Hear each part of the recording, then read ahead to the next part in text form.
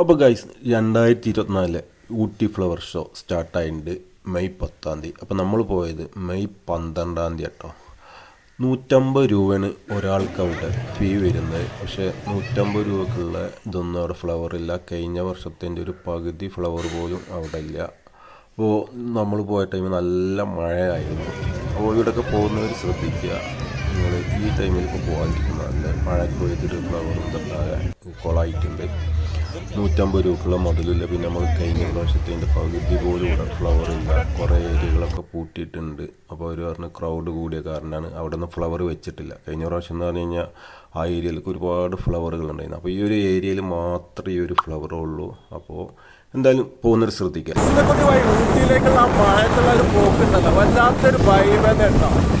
അപ്പോൾ ഗൈസ് അടിപൊളി മഴ ഉണ്ട് ഊട്ടിയിലേക്ക്. ഉണ്ടല്ലോ ഒരു രക്ഷയില്ല, നല്ല മഴയാണ്.